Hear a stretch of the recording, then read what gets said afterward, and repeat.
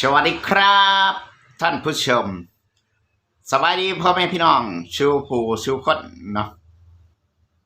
คลิปนี้ก็พ่อกับบ่าวพันธุ์อีกคือเก่าเนาะพี่น้องคลิปนี้ก็จะมาเว้าเรื่องปัญหาโลกแตกเนาะพี่น้องณปัจจุบันนี้ก็จะมีคนลาวบางคนเนาะพี่น้องก็เริ่มก็มาเฮ็ดคลิปเฮ็ดคอนเทนต์เกี่ยวกับคนลาวใส่ภาษาไทยเนาะพี่น้องบัดนี้บ่าวพันธุ์จะมาแสดงความคิดเห็นในแบบบ่าวพันธุ์เด้อพี่น้องว่าคนลาวเฮานี่เวลาคนลาวเขาใส่ภาษาไทยบ่ว่าจะเป็นอ่านหรือว่าเว้าเป็นคนขายศาสตร์หรือว่าคนดื่มศาสตร์บ่ฟังบ่าวพันธุ์เด้อพี่น้องบ่าวพันธุ์ว่ามันเป็นข้อได้เปรียบของคนลาวเฮาเนาะอันนี้คือมุมมองของบ่าวพันธุ์เนาะการที่เฮาฮู้ภาษาไทยอ่านได้เขียนออกเว้าได้สื่อสารกับเพิ่นได้นี่คือมันเป็นข้อได้เปรียบของคนลาวเฮาเนาะเป็นหยังคือว่าได้เปรียบเพราะว่าคืออย่างเช่นเฮาซื้อสินค้าจากเพิ่นไปอุปโภคบริโภคบ้านเฮาอยู่ประเทศเฮาสามารถอ่านภาษาเพิ่นได้สื่อสารกับเพิ่นได้โดยเฉพาะวันเดือนปีผลิตอิหยังพวกนี้หรือว่าสินค้ามาแต่ไสเพิ่นผลิตอยู่ไสอิหยังจังไรทุกสิ่งทุกอย่างเฮาก็ฮู้หั้นแหละพี่น้องมันเป็นอิหยังที่คนลาวเฮาก็ยังมีข้อดีตรงที่เฮาไล้ภาษาไทยนะบัดนี้การสื่อสารเฮามีเพื่อนฝูงมีญาติพี่น้องเป็นคนไทยเฮาก็สามารถจะสื่อสารกันได้หรือว่าคนที่เขาทำธุรกิจด้วยกันเขาก็สามารถสื่อสารกันโดยที่บ่ต้องไปเสียเงินไปเรียนภาษาอีกเทื่อนึงเพื่อจะมาสื่อสารกันหรือว่าไปจ้างล่ามมาแปลให้อิหยังประมาณนั้นอันนี้มันก็ลดตรงส่วนนั้นลงไปเฮาก็สามารถจะคุยกันรู้เรื่องนี่คือสิ่งที่บ่าวพันธุ์มองว่ามันเป็นอิหยังที่มันเป็นข้อดีของคนลาวเฮาแล้วก็เฮาก็มาเบิ่งว่าประเทศไทยนี่ก็จะมีชายแดนติดกับเพิ่นหลายนั่นก็คือเขมรแล้วก็พม่ามาเลอิหยังพวกนี้พวกที่เขาบ่ได้อยู่ใกล้ๆชายแดนนี่เขาบ่สามารถจะเว้าหรือว่าจะอ่านภาษาไทยได้เดะเขาต้องใช้เวลาเรียนแล้วก็ใช้ชีวิตเพื่อให้มันซึมซับเขาเจ้า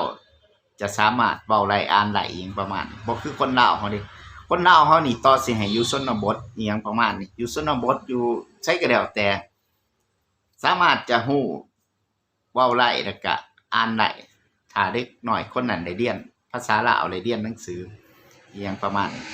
ก็จะสามารถอ่านได้เข้าใจอิหยังเกี่ยวกับภาษาไทยอยู่แล้วนั่นแหละพี่น้องว่าพันธุ์ไม่มองว่ามันบ่แม่นการที่เฮาเว้าภาษาไทยหรือว่าเขียนภาษาไทยอิหยังพวกนี้เป็นคนลืมศาสตร์หรือว่าเป็นคนขายศาสตร์อิหยังประมาณเฮาต้องไปเบิ่งอยู่ว่าเจตนาเขาใส่เพื่อหยังอย่างเช่นที่เฮาเป็นยูทูบเบอร์แม่นบ่เฮามานั่งเฮ็ดช่อง YouTube อิหยังประมาณหรือว่าพ่อค้าแม่ค้าออนไลน์หรือว่าสายออนไลน์อิหยังต่างๆเขาต้องการตลาดคนเบิ่งหรือว่าลูกค้าที่เป็นพี่น้องคนไทยเขาเจ้าก็ต้องใช้ภาษาไทยเพื่อให้พี่น้องคนไทยเขามาเบิ่งเขามาหรือว่าเล่นออนไลน์อยู่นี่เขาเจ้าเห็นสิ่งที่เฮาอยากนำเสนอเขาเจ้าสามารถอ่านภาษาที่เฮาเขียนลงไปนำอยากจะนำเสนอเขาเจ้าอ่านเขาเจ้าเข้าใจเขาเจ้าจะกดเข้ามาเบิ่งอิหยังประมาณนั้นนั่นคือข้อได้เปรียบของคนลาวเฮาที่เฮาไล้ภาษาไทยเฮาอยากทำมาหากินกับเพิ่นเฮาอยากจะมีรายได้กับเพิ่นนั่นแหละพี่น้องนั่นคือเฮาก็ต้องเบิ่งเป็นกรณีไปมันบ่แม่นว่าเฮาไปติดต่อราชการอยู่ในฝั่งลาวแล้วก็เว้ากันอยู่ในประเทศลาวเฮานี่คนลาวด้วยกันอยู่พื้นแผ่นดินลาวเว้ากันใช้ภาษาไทยอิหยังประมาณแล้วก็เว้าเป็นภาษาไทยอิหยังประมาณอันนั้นมันผิดคันเฮ็ดแนวนั้นแต่นี่เฮาในความต้องการเฮาอยากสื่อสารออกไปให้พี่น้องคนไทยเพิ่นเบิ่งนำอิหยังประมาณนั้นอย่างเช่นพ่อค้าแม่ค้าออนไลน์คือกันการที่เขาเจ้านำเสนอที่เป็นภาษาไทยอิหยังประมาณเขาเจ้าก็ต้องการอยากจะขายสินค้าอยากจะโพรโมตสินค้าอิหยังประมาณนั้นนั่นแหละบัดนี้สำหรับคนลาวบางคนก็เนาะพี่น้องว่าพันก็ไปเห็นเป็นยูทูบเบอร์พุ่นแหละพี่น้องก็เป็นยูทูบเบอร์พุ่นแหละเป็นยูทูบเบอร์มาเฮ็ดงานอยู่ในประเทศไทยพี่แหละก็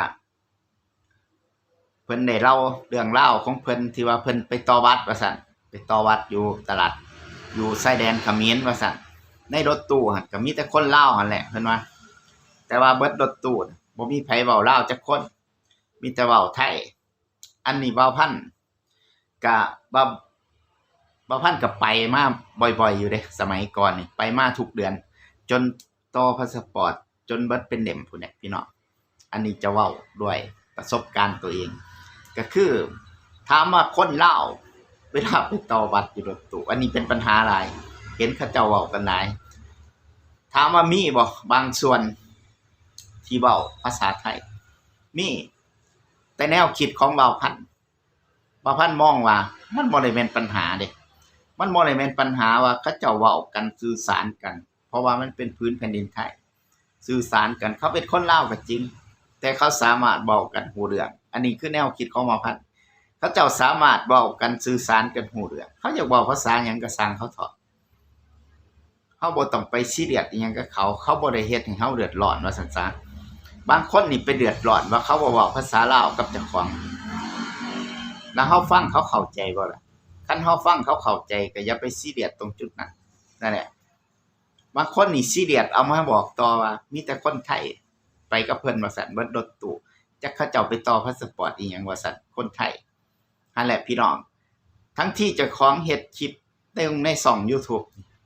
ก็อวยประเทศไทยนี่อวยเพื่อหยังคันมีอคติกับภาษาเพิ่นสิไปอวยเพิ่นเฮ็ดหยังหรือว่าอวยเพื่อว่าอยากหลอกให้เพิ่นมาเบิ่งคลิปบ่มาเบิ่งคลิปเพื่อให้เพิ่นเพราะตัวเองมียอดวิวแล้วก็มีรายได้ค่าโฆษณาอีหยังประมาณนั้นบ่แต่ว่าเวลาไปเห็นคนลาวใส่ภาษาไทยเว้าภาษาไทยปัดไปมีอคติกับเขาเจ้าอีหยังประมาณนั้นเป็นถึงยูทูบเบอร์นะมาเฮ็ดงานอยู่ในประเทศไทยเฮ็ดงานอยู่ในประเทศไทยเฮ็ดคลิปแต่ละคลิปนี่มีแต่อวยประเทศไทยแต่ว่ามีอคติกับภาษากับคนลาวใส่ภาษาไทยนี่ปัญหาของมันพี่น้องคนลาวบางคนนี่บางทีเขาก็เสแสร้งซื่อๆเด้ยูทูบเบอร์ลาวบางคนบางทีก็เสแสร้งย่องประเทศไทยเด้เพื่อหยังเพื่อย่องเพื่อหลอกให้พี่น้องคนไทยเบิ่งคลิปนั่นแหละพี่น้องนั่นแหละบางคนนี่ก็จะสิไปหลงเชื่อเขาเจ้าหลายเนาะพี่น้องแค่เห็นคนลาวด้วยกันเว้าภาษาไทยนำกันก็มีปัญหาเห็นบ่ก็มีปัญหาก็ไปหาว่าเขาอีหยังประมาณนั้นก็คือเขาใส่ภาษาก็คือใส่ภาษาไทยก็อยู่บนพื้นแผ่นดินไทยมันก็มีบางส่วนเนาะที่เขาใส่แต่สิ่งที่เว้าพันเคยเห็นส่วนมากที่เวลานั่งรถตู้ไปต่อบัตรนี่เว้าพันเห็นนี่ก็คือบางคนก็คือเฒ่าแก่เขาเจ้าจะโทรไปถามเนาะโทรไปถามว่าลูกน้องเขาเจ้าดังไปฮอดไสกินข้าวกินน้ำหรือยังกลับมาหรือยังคนขับรถขับไว้บ่อิหยังประมาณเขาเจ้าก็จะเว้าเป็นภาษาไทยกับลูกน้องเขาเจ้าก็จะเว้าเป็นภาษาไทยกับเฒ่าแก่เขาหรือว่าบางคนเขาเจ้าก็มีแฟนเป็นคนไทยหรือว่ามีหมู่เป็นคนไทยอิหยังประมาณนี้เขาเจ้าก็โทรถามกันเท่าที่เว้าพันฮู้เด้เท่าที่เว้าพันฮู้เว้าพันเคยไปมาบางคนก็มีหมู่เป็นคนไทยหมู่เขาเจ้าก็โทรไปถามว่าตอนนี้มึงไปถึงไหนอีหยังประมาณนี้แหละเขาเจ้าก็จะคุยกันเป็นภาษาไทยอย่างประมาณนั้นแหละพี่น้องมันบ่แม่นปัญหามันบ่แม่นเรื่องที่เขาเจ้าเว้าแล้วต้องเฮ็ดให้เฮาเดือดร้อนแหมบ่พันว่าภาษาไทยมันก็เป็นภาษาที่คนลาวเฮาสามารถจะเว้ากันแล้วก็เข้าใจกันได้อย่าไปซีเรียสกับคนอื่นเขามากเกินไปเอาชีวิตของเฮานี่ให้มันรอดไปแต่ละวันก็พอแห้งแล้วนะปัจจุบันนี่ยังสิไปซีเรียสกับที่คนลาวเขาเจ้าใช้ภาษาไทยภาษานั้นภาษานี้อยู่เนาะพี่น้องสำหรับคลิปนี้ก็ฝากไว้ซ้ำนี้เนาะพี่น้องขอบคุณขอบคุณทุกผู้ทุกคนที่มาติดตามและก็รับชมคลิปเว้าพัน